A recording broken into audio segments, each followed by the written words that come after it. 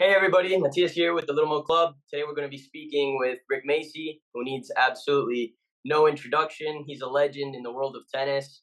Rick, it's great to see you. Thank you so much for taking time to chat with us today. It's great to have you. No, it'd be a lot of fun. I just jumped off the court, so I'm ready to roll. Well, here we are, getting ready for the Little Mo Internationals in December.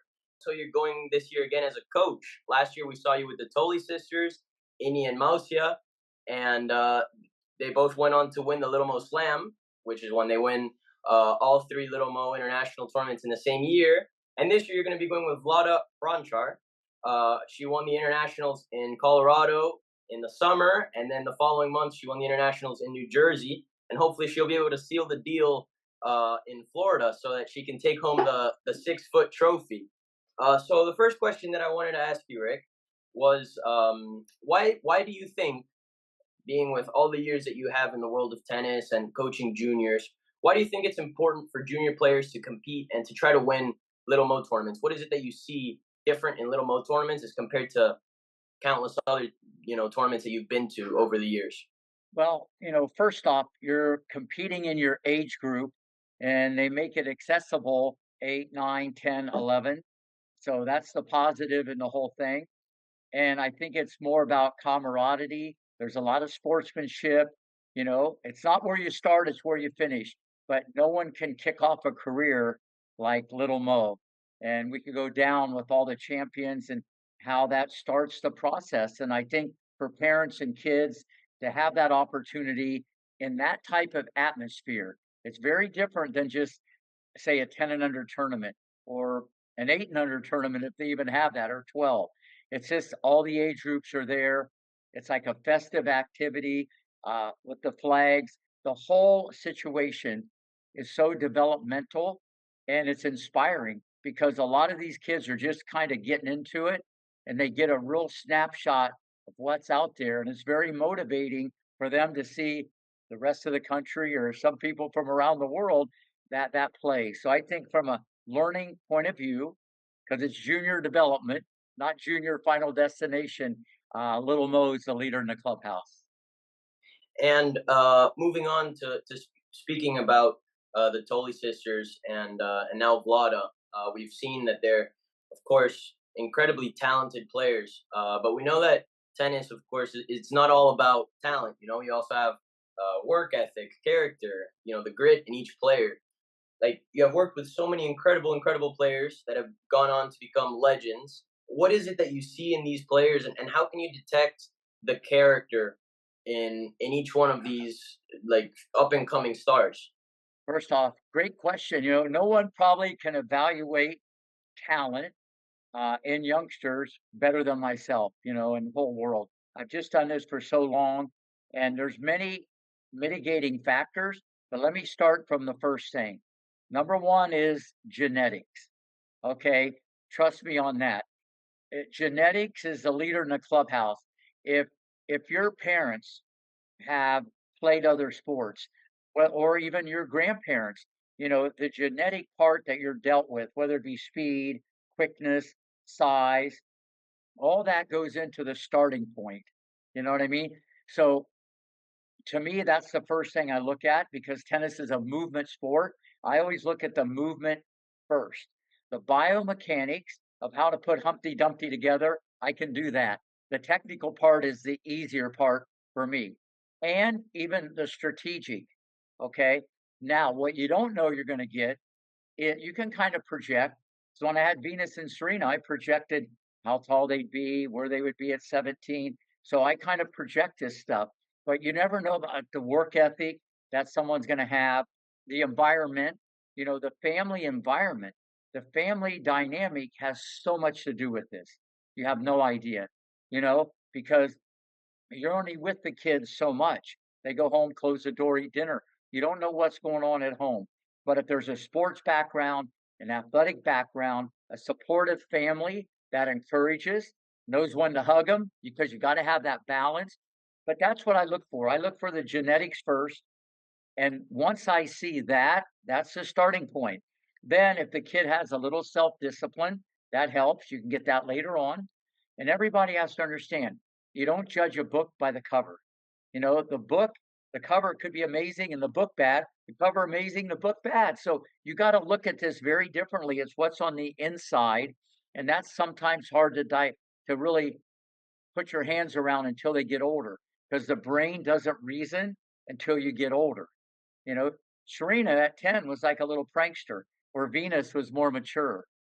And here Serena goes on to be the greatest of all time. So at the end of the day, it's about evaluating talent. The genetics are the most important thing, that you hit the ground running with something in your pocket. Listen, if you're a turtle, I can make you a world-class turtle, but you're still going to be a turtle, you know what I mean? So if you can move, that kind of helps. You can play offense and defense when you get nervous, especially on a rainy day in the pros. The mechanics are the key when the kids are young. The cards that you're dealt, technically, one bad grip can ruin a career, whether it be where you're going to play college or pro tennis, or this is so important, the cards you're dealt at a young age. So the technical comes into play, and that's where I come in and I can put this thing together. And then it's the mindset, and the environment that you create for a child, centered around positivity, making positive errors. It's junior development, as I said, not junior final destination. And parents need to understand that hear this. I've seen so many. Listen, the girl that won the Orange Bowl at 12, same age as Serena, beat her 6-0, okay, in practice. And she ended up 81 in the world, and Serena became Serena. Right. This thing changes so quickly. So I need the parents to understand, just get better every day, keep working hard, be around positive people, have the best attitude, work ethic, and it's not where you start, it's where you finish. And being in the game as a coach for so long, so many years, uh how have you seen tennis evolve? Do you still use like the same quote unquote formula that you used back with the Williams sisters as you do now with your younger students? Or what's changed? No, well, the one thing that's changed, people are bigger, stronger, quicker, and faster. There's better athletes in general in the game. That's number one. Number two, obviously the technology. You get more for free with the rackets and the strings. So you're getting a little more juice for free. But as far as how I do my thing, 'cause I've been on a court since age 22, more than anybody in the world. And I still teach 50 hours a week today. So especially with girls, I kinda teach them similar. And if you look at Venus, Serena, Capriati, Sharapova, Kenin, Messina, Pierce, if you look at a lot of the girls that I coach, they cut the court, they take the ball early, they're aggressive, they eat the second serve for breakfast, they take the ball in the air whenever it's high. I teach people, the girls, very different, where the guys, you gotta have the whole package. When I had Roddick and some of the Christian Rude, Casper's dad. So a lot of these, I teach the guys and the girls a little different, because there's a mobility different. The guys have to cover more real estate. But the only thing that's changed with me, obviously, is the evolution of biomechanics. We're pretty much, my partner, Dr. Brian Gordon, we're pretty much on cutting edge. We're the worldwide leader in biomechanics. I did this like 17 years ago, became the best-selling video with USPTA, where I break it down microscopically what really happens with the ATP forehand. And people have to understand, tennis, as you get older, like all sports, the speed of the game changes. With tennis, it's a little slipperier slope because you're moving and you're hitting a ball. So the mechanics have to be more compact, more organized. The racket should stay more on the hitting side of the body, or unfortunately, when the kids are little, they take their racket back to Miami. They have the Miami helicopter. There's a lot of stuff going on because they're little peanuts. And compaction's the name of the game, because the balls, listen, these people are hitting the ball 80 miles an hour average. And if you have a funky stroke at 12 or 10 and that doesn't modify along the way, I've seen it cost people kind of careers where they could have been better. And that's what I always try to do. I teach for the future. It's not about, you know, uh, if kids win Little Mo, which I've had hundreds, by the way, um, it's not about that. You want to celebrate that, but it's a journey, and that they play the right way and they're getting the right sportsmanship. and they love the competition. That's the number one goal of any coach hearing this or any parent. Get your child to be the best competitor they can be. That's it. That's the mental part. That's what separates a lot of these people at the top. And that's what I try to do with everybody. And obviously, come December, you can see that in Vlada. And that's why she's nicknamed the Panther. She's coming after you. And so she's wired correctly. And but it's a long-term process. And I love it just as much today as I did back then.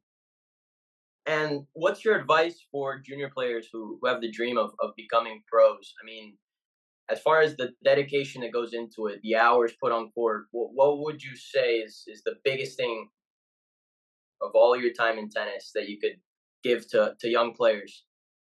Well, first off, the best of all the rest, they have the most positive attitude. You're gonna fail, you're gonna lose. The more you fail and lose, you have a better chance to succeed. No one's going undefeated, okay? Trust me on that one. And you can't be afraid to miss.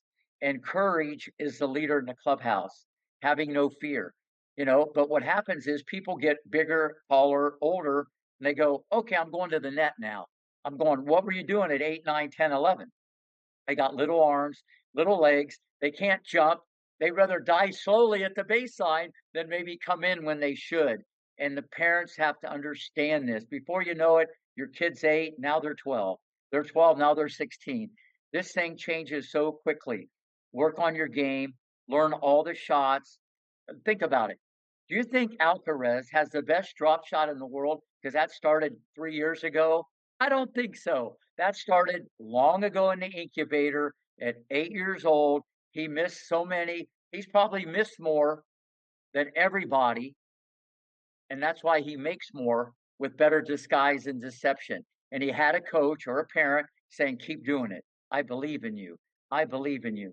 And that's a big thing for the parents. Don't get so caught up in the winning and the losing. It's not where you start, it's where you finish. Listen, I could tell 20 people right now who are number one in the United States at 12 years old, you never heard of them, you know? And a lot of them went on to become household names. It's a journey. It's not just because you're great now. If you're 12 years old now and you win Little Mo, that means a lot. But I wouldn't be booking tickets for Wimbledon yet. You might be watching it instead of playing it. You got to keep getting better because if you're not getting better, you're getting worse. Every day, focus is getting better, working harder. And back to the work ethic question. Everybody doesn't understand what hard work is. You know what I mean? I still get up at 1 o'clock every day and open up the park at 5 and still teach 50 hours. I kind of lead by example also. But work ethic, people have no idea. No idea. Venus and Serena used to drain a public shopping cart every night hitting serves. And it's ironic, they had two of the fastest serves in ever in women's tennis, and Serena had the best serve ever. Now you got to have something else, but repetition, repetition. And if that doesn't work, more repetitions. Now, that being said, I don't want anybody to think you got to play 6 hours a day. It's quality instruction, but everybody has to work harder. They might think they're working harder. And one final thing, I give the kids a speech every day. You'll love this at 10 o'clock and the parents. Okay. And I say, okay, if I told you guys to run 5 miles right now, how many of you guys would do it? And they kind of don't, I wouldn't do that, not 5 miles. And no one hardly raised their hands. But if I say I'll give you $5,000 if you go run 5 miles, it's like this. I see hands fly up there. I go, no, you got it wrong. You got it backwards. If you run 5 miles, maybe today, maybe someday you'll win $5,000, whether a UTR tournament and pro tennis. So you got to work hard. The world's a big place. Everybody's goal. Now, here's this: try to go to college, get the best scholarship you can. Many people are household names and they went to college. That's not a bad conduit to go to pro. It's not where you start. This is a long-term process. Look at Pagula. She hit her stride a little later on. People hit their stride later, you know. So don't get so caught up in I got to be the best now. Okay, even though I've had so many kids amazing at a young age, okay, not all of them became amazing. Few did, obviously. You got to keep getting better. The world's a big place. And if you just focus on that, good things are in the oven. We talked about like the support structure from the family perspective, from the family side. At what point do you think the parents have to identify, if they're going to go all in, if they're going to be serious about their child's tennis, maybe incorporate some homeschooling and double sessions? Like, at what point should parents be thinking about, or how can they identify when their child would be ready for that push? First off, great question. First off, it always has to come from the kid. The kid has to show love and passion, that they really want to do this. But that being said, I created an environment for Venus and Serena that was so much positivity. They were almost brainwashed to be number one, the way this whole thing was set up. But my point is, that's very important that the parents are supportive, and you just can't think more, more, more. And they think if the kid wins, they did great, and if the kid loses, they did bad. You can win and do bad, and lose and do great. Because remember what I said, this is junior development. It's not junior final destination. Now, as far as playing more hours and stuff like that, depends where you live, okay? Because school should come first, but this is a repetition sport, but it's who's delivering the good, who's helping your kid, that it's quality, you know what I mean? And some kids might need to play more matches. They might need to compete more to learn how to win and lose. That's a big thing. You know what I mean? Because some kids are good hitters, and other kids are good players. And I ask the kids all the time, how many times have you lost to someone and you have a better forehand, backhand, and serve? And they raise their hand. It's like, how is that possible? The other one runs, sweats, shuts up, and is just a dog. They just fight and fight and fight. And this is what I'm saying, become the best competitor you can be. It's not who plays the most. Okay, that's not the playbook. Because as you get older and you go down the yellow brick road, the repetitions and the hours will increase. You know what I mean? But I'm all for, especially when these kids are under 12, play a lot of sports, basketball. Like Coco's little brother plays here all the time, but he doesn't play now because he's the best middle school, high school quarterback in the country. This guy's a better athlete than Coco, if you can believe that. Unbelievable. And he plays in the summer at our academy, the most competitive kid I've ever seen, and the best athlete, and that includes the Williams sisters. But you know what? He never plays, but he thinks he should go undefeated and win every point. This guy's such a great competitor. So whatever he chooses, which will probably be football, he's going to be amazing. So my point is this: develop your athleticism, a lot of sports, a lot of cross training. It will help you someday when you're off balance and maybe the other guy lobs, you're able to hit a passing shot on the run because you've worked Right. on that athleticism. A little bit of it's genetic, but the ability to improvise, playing all these other sports is very, very helpful. But that's tough for some people because they only have so many hours. They live in New York or Vermont, or, that gets a little tricky. But there's no hurry. That's all I can tell the parents. Go step by step, be slow. Before you know it, you'll make a decision. If they're 17, are they going to try pro tennis or go to college? Well, Rick, thank you very, very much for all your time and your amazing advice. I won't be able to make it this year to the internationals in Florida, but we do have a new Little Mo Club ambassador that will be there to speak with you and Vlada. So I can't wait to hear how the tournament turns out for you guys. Wishing you guys all the best, and I hope to speak to you again soon. No, we'll do it again. It was a lot of fun. Thank you. Thank you so much, Rick.